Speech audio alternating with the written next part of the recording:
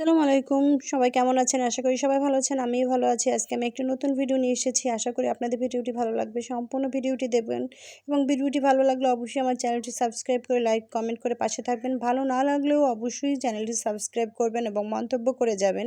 কি করলে ভালো হতো এবং আমি আপনাদের সেটা কাজে লাগানোর চেষ্টা করব। তাহলে চলুন ভিডিওটি শুরু করি। আজকে আমার বাসায় সবকিছু পরিষ্কার করা হবে। তো আজকে আমি আপনাদের সাথে শুধু শেয়ার করব আমার ড্রয়িং এবং ডাইনিং রুমটা নিয়ে। দেখেন আজকে আমার খালা চলে এসেছে, তাকে শুধু বলেছি সে নিজে থেকেই সব করা শুরু করছে। আসলে তার মতো একজন মানুষ পাওয়া খুবই ভাগ্যের ব্যাপার।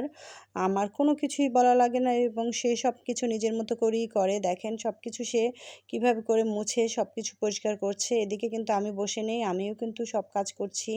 এই যে আমিও কিন্তু আমার ড্রয়িং রুম, আমার মেয়ের দোলনাটা কিন্তু বেডরুমের দোলনাটা সুন্দর করে মুছে দিচ্ছি, কারণ আমার মেয়ে মাঝে মাঝে এই দোলনাটায় বসে। যেহেতু এখন সিলিন্ডারের দাম খুব বেশি, তাই আমি এখন মাঝে মাঝে ইলেকট্রিক চুলায় রান্না করি। এই যে রান্না বসিয়ে দিয়েছি। এদিকে দেখেন আমার খালা কিন্তু তার কাজ চালিয়ে যাচ্ছে। সোফাটা মোছা প্রায় হয়ে গেছে। এখন সে এখানে ডাইনিং টেবিলটা মুছছে এবং চেয়ারগুলো মুছে দিচ্ছে। তো আসলে এরকম মানুষ সবাই পায় না। আমি অনেকবার কাজের মানে এরকম হেল্পিং হ্যান্ড চেঞ্জ করেছি।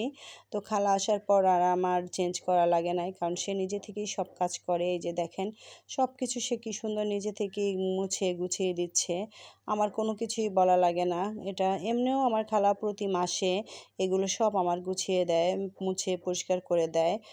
তো এটা আসলে আমার জন্য খুবই ভাগ্যের ব্যাপার যে আমি এরকম একজন মানুষ পেয়েছি। এই যে দেখেন সব কিছু সুন্দরভাবে সে কিন্তু এগুলো সব গুছিয়ে দিয়েছে। আমার কিন্তু কিছুই করা লাগেনি। আমি কিন্তু বসে নেই, আমি অন্য কাজ করেছি। যাই হোক, ভিডিওটি কেমন লেগেছে অবশ্যই কমেন্ট করে জানাবেন এবং অবশ্যই আমার চ্যানেলটি সাবস্ক্রাইব করবেন।